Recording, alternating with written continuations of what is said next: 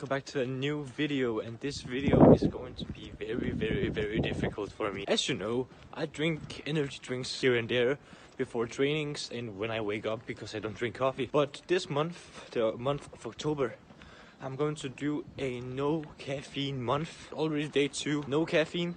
I will tell you some facts about caffeine throughout this month and tell you how I'm feeling throughout this challenge. So I will see you at the next update. So gentlemen, this is day 11 of the no caffeine in 30 days challenge, and let me tell you one thing. This is way more difficult than you might think. Not because I'm failing the challenge. I have not drank any kind of energy drinks or coffee because I don't drink coffee at all. So I haven't failed because the purpose for me of this challenge is to not to drink energy drinks for a month. I used to drink energy drinks basically every day for workout purposes and for enjoyment purposes because I really like the taste of some of these energy drinks and the peak that I get from an energy drink. I feel it's a kind of a mental thing that it helps me with a workout. But I have found out on the second day already that there's caffeine in such things like Coke, Pepsi, 7-Up, Sprite, some soft drinks, and even in some candies. So that's really crazy. So I've been cutting down on things like Diet Coke, Diet Pepsi, or Pepsi Max as it's called, and Sprite, and candies that have caffeine in them. I have been drinking these drinks that have caffeine in them because I forgot that they actually have caffeine, because when you drink a Coke you don't necessarily think of caffeine, do you? I didn't, at least.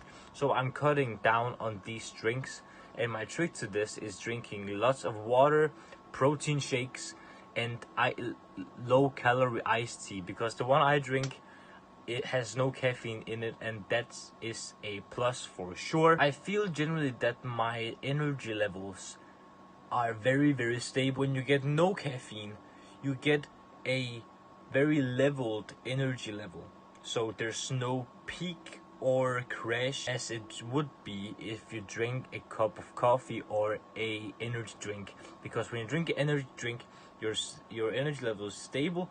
Then when you drink the energy drink, about an hour later you get a peak of improved energy, and then when the improved energy is not working anymore in your body, it crashes down below your normal average energy level, and here is the crash. That's where you feel very tired. But without coffee and energy drinks, your energy level is stable throughout the whole day, and that's why you don't feel tired as much as you would after a workout where you have consumed the energy drink. So I feel very good at the moment, not particularly today, but I feel very good without caffeine. I certainly miss the taste of a white 0-calorie Monster, for example, but I don't feel the urge or the absolute need to drink one. I of course miss the taste, as I said, but I don't need it, and that's a good thing. I don't want to be dependent on a certain drink to have a good day at work or anything.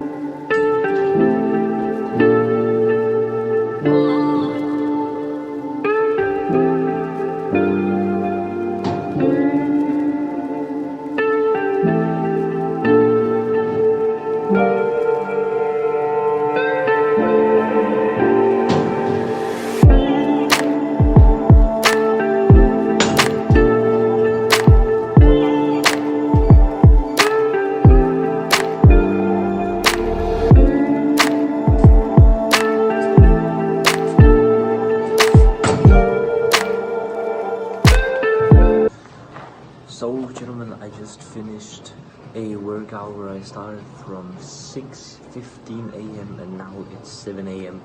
and I actually feel very good, to be honest. I had a little bit of trouble of waking up at 5 a.m. but I managed to get here at 6:15 and get a okay arm session. My wrists hurts a little bit, but that isn't a huge problem. But this caffeine thing, I really miss caffeine in workouts. Let me tell you one thing. I don't need caffeine throughout the day, but before workouts, it is much needed. But this is day 20 of the no energy drinks 30-day challenge, and I will see you at the next update. But this is very early, and we're all about the grind, baby. We're all about the grind. Gentlemen, I have another quick fact for you throughout this month of no caffeine.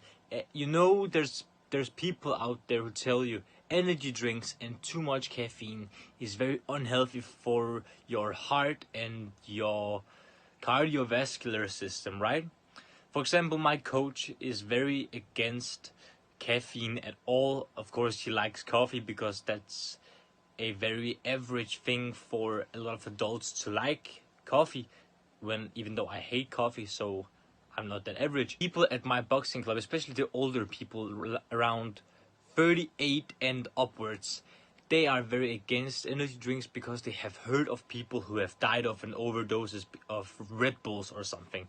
And that is true. You can die of excessive caffeine overdose if you, for example, chug 15 Red Bulls in a row in a space of 5 minutes. Of course, that is very stupid and life-threatening.